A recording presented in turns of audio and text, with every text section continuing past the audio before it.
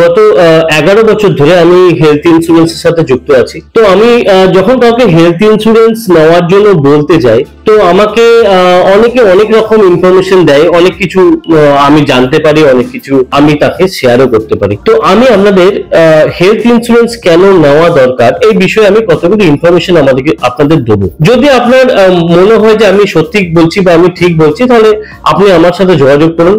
আমি আপনাকে হেলথ ইন্স্যুরেন্সের ব্যাপারে সমস্ত রকম ইনফরমেশন দিয়ে সাহায্য করবো।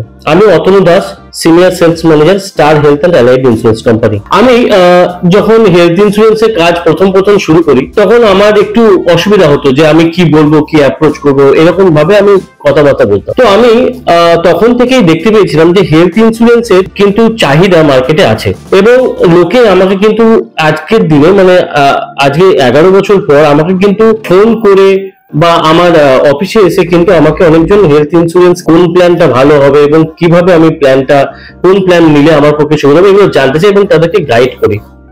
তো এখনো পর্যন্ত যারা আপনারা হেলথ ইন্স্যুরেন্স করেননি তাদেরকে আমি কয়েকটা ইনফরমেশন দিচ্ছি, যেটা আমার এক্সপিরিয়েন্স হয়েছে সেটাই আমি আপনাদের বলছি।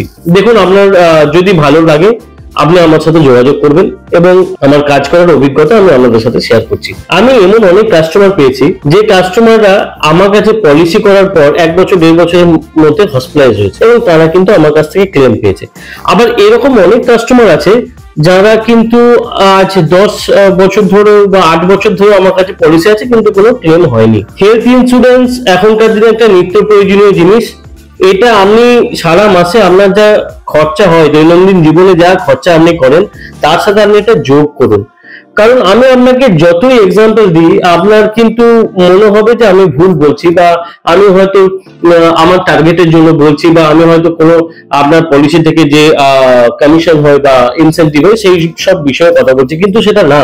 আপনি পলিসি করলে কিছু একটা আর্নিং আমার হবেই, এটা তো শিওর। কিন্তু সব থেকে বড় ব্যাপার হচ্ছে যে আপনার হেলথ এখন ঠিক আছে, আপনি এখন সুস্থ আছেন, ইন কেস যদি কোনো ডিজিজ ধরা পড়ে তাহলে কিন্তু ইন্স্যুরেন্স কোম্পানি আর পলিসি আপনার নাও নিতে পারে, তখন আপনি লাইফ টাইম কোনো পলিসি নাও পেতে পারেন। বেশ কিছু ডিজিজ আমরা লক্ষ্য করছি, যেমন ধরুন ক্রনিক লিভার ডিজিজ, সিএলডি যদি প্রেসক্রিপশনে মেনশন করা থাকে, বা ধরুন সিওপিডি মানে শ্বাসকষ্ট যেগুলো হয়, সিওপিডি যদি প্রেসক্রিপশনে মেনশন করা থাকে, বা সিকেডি ক্রনিক কিডনি ডিজিজ মানে ক্রিয়েটিনিন লেভেল বেড়ে যায়, আস্তে আস্তে কিডনি ড্যামেজ হয়, ডায়ালাইসিসের জায়গায় যায়। তো এই সমস্ত ডিজিজ যদি কারো ধরা পড়ে ইন্স্যুরেন্স কোম্পানি আর পলিসি নেবে না। তো আপনি যতক্ষণ সুস্থ আছেন আপনার পলিসি করে নেওয়াটা দরকার। কারণ আপনি আপনার আশেপাশে বেশ কয়েকজন প্রতিবেশীকে আপনি দেখুন কোভিড এর পর তারা প্রত্যেকটা ফ্যামিলিতে মানে কেউ না কেউ অ্যাডমিশন হয়েছে বা অসুস্থ হয়েছে। আপনি বিভিন্ন এজ, এখন 80 to 55 এজের মধ্যে দেখুন প্রচুর হার্ট অ্যাটাকের কথা আপনি শুনতে পাবেন, কিন্তু এগুলো বাস্তবে ঘটছে।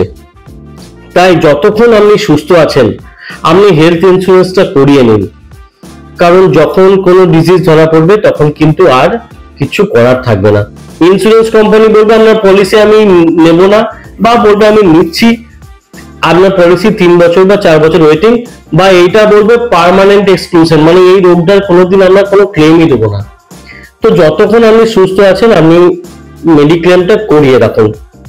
আর একটা কথা সেটা হচ্ছে যে ধরুন বাড়ির আর্নিং মেম্বার আমি, আমার ইনকেস কোনো হসপিটালাইজেশন হয়েছে, তাহলে বাড়ির লোক কোথা থেকে টাকা জোগাড় করবে আপনি বলতে পারবেন?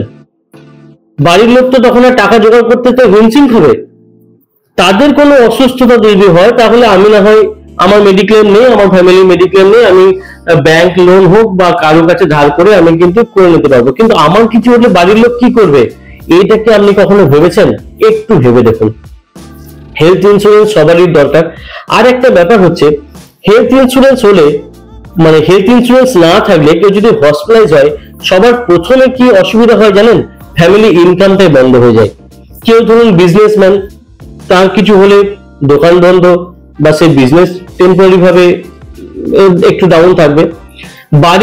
বাড়ির কোনো লোক অসুস্থ হলেও তো তাকে হসপিটালে অ্যাটেন্ডার থাকার জন্য, হসপিটালে যাওয়া আসা করার জন্য তো ব্যবসায় ক্ষতি হয়। বা যারা চাকরি করছেন তাদের তখন চাকরির জীবনেও ছুটি কাটা যায়। তো ফ্যামিলি তো ফিনান্সিয়াল লসে যাচ্ছেই, প্লাস ফ্যামিলি ইনকামটাও কিন্তু কমে যাচ্ছে। তো সেই জন্য হসপিটালে যে খরচাটা হচ্ছে সেটা যদি ইন্স্যুরেন্স কোম্পানি আপনাকে দিয়ে থাকে, আপনার একটা দিক তো সাপোর্ট হবে।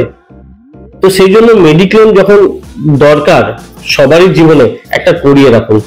আমার কথাগুলো আপনার কতটা ভালো লাগবে কি লাগবে না সেটা আমি বলতে পারছি না, কিন্তু আমি একদম বাস্তব কথা বলছি। আমার কাছে এমন পেশেন্ট আছে, আপনি শুনলে বিশ্বাস করবেন না, যে হঠাৎ করে চেস্ট পেন হচ্ছে, বাড়ির লোক খুঁজে পাচ্ছে না কি করবে, সেই মুহূর্তে মাথা ঠিক থাকে না, পলিসি বন্ড খুঁজে পাচ্ছে না, কোন হসপিটালে যাবে খুঁজে পাচ্ছে না, কোনোভাবে চেষ্টা করে একটা মাল্টি স্পেশালিটি হসপিটালে নিয়ে গেছে, কারণ তার মেডিক্লেম আছে।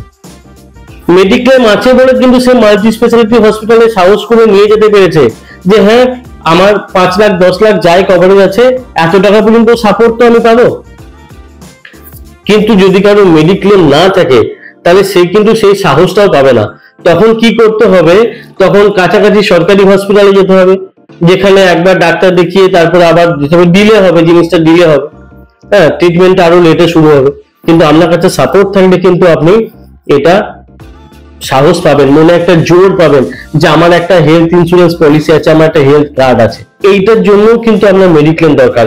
আপনি দেখলেন যে আমি মেডিক্লেম করে কি লাভ, আমি সেই টাকায় একটা ল্যান্ড কিনে রাখি, আমি বিক্রি করে দেবো, সেখান থেকে অনেক টাকা পাবো, বা ধরুন কোন একটা ফ্ল্যাট কিনে রাখলেন আপনি, বা কিছু গোল্ড কিনে রাখলেন, কিন্তু বিপদের সময় সেগুলো কিন্তু আপনাকে কম দামে বিক্রি করতে হবে, আপনি সেটা কিন্তু এক্সাক্ট ভ্যালু পাবেন না, কারণ যে কিনবে সেও তো আপনার দুর্বলতার সুযোগ নেবে। যখন কেউ হসপিটালাইজ হয়, হসপিটাল যেমন তার দুর্বলতার সুযোগ নেয়, একটা ট্রিটমেন্ট কস্টিং ডিপেন্ড করে যে আপনার এই পেসমেকার লাগাতে হবে, আপনার 3 লাখ টাকা খরচা, আপনার ওপেন হার্ট করতে হবে, আপনার 2.5 লাখ টাকা খরচা, হ্যাঁ, বা আপনার কিডনি ট্রান্সপ্লান্ট করতে হবে, আপনার 10 লাখ টাকা খরচা। তো হসপিটাল তো পেশেন্ট কাছে টাকা চায়, কারণ পেশেন্ট দুর্বলতা আছে না, যে আমাকে হসপিটালে গিয়ে এই খরচাটা বেয়ার করতে হবে। তো যে আপনার ল্যান্ড কিনবে, যে আপনার ফ্ল্যাট কিনবে, যে আপনার গোল্ড কিনবে, গোল্ডটা না হয় আপনি মার্কেট রেটে বিক্রি করলেন, কিন্তু সেটা তো আপনার জমানো সঞ্চয়ের টাকায় চলে গেল। তো এই জমানো সঞ্চয়ের টাকা প্রোটেক্ট করার জন্য কিন্তু হেলথ ইন্স্যুরেন্সের দরকার। আর একটা কথা আমি বলছি, সেটা হচ্ছে যে আপনি লক্ষ্য করে দেখুন যে ইন্ডিয়ান পপুলেশনের 85% অফ পপুলেশন, মানে 85% লোক এককালীন কিন্তু 10 লাখ টাকা বের করতে পারে না, এককালীন 10 লাখ টাকা বের করতে পারে না, কিন্তু 14% পারে, যাদের কিন্তু ফিনান্সিয়াল লস হয়, ওই ল্যান্ড বিক্রি করতে হয়, গোল্ড বিক্রি করতে হয়, কারো কাছে ধার নিতে হয়। আর 1% লোক যাদের কিন্তু এই ক্ষমতা থাকে, কোন রকম কোনো ইকোনমিক্যাল লস হয় না। আপনি তো এইটা মানবেন যে আপনি এই 85% এর মধ্যে পড়ছেন না 14% এর মধ্যে পড়ছেন। যদি আপনি 1% এর মধ্যে পড়ছেন, আমার কিচ্ছু বলার নেই, কিন্তু আপনি যদি 85% বা 14% এর মধ্যে পড়েন, তাহলে আপনার কাছে মেডিক্লেম ছাড়া আর কি রাস্তা আছে আপনি বলুন? আপনি কি ওই মেডিকেল এমার্জেন্সিতে কারো কাছে টাকা ধার নেবেন, না অ্যাসেট বিক্রি করবেন, না মেডিক্লেম থেকে সাপোর্ট নেবেন? এটা আপনাকে একটু দেখে নিতে হবে, কারণ ট্রিটমেন্ট কস্টিং দিনকে দিন বাড়ছে।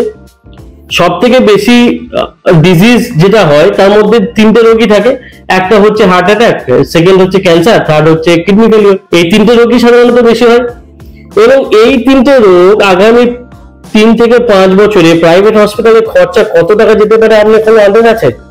এখন যদি কস্টিং 5 লাখ টু 10 লাখ হয়, আফটার 3 to 4 ইয়ার্স এটা মোর দ্যান 10 লাখ হবে। তাহলে এই কস্টিংটাকে তো আপনাকে রাখতে হবে, এই টাকাটা তো আপনাকে রাখতে হবে, এবং সেটা আপনি যতই সঞ্চয় করে রাখুন, ওইরকম ভাবে আমরা সাধারণত সঞ্চয় করতে পারি না যে আমি ওই টাকা থেকে ওইটা ইউজ করবো।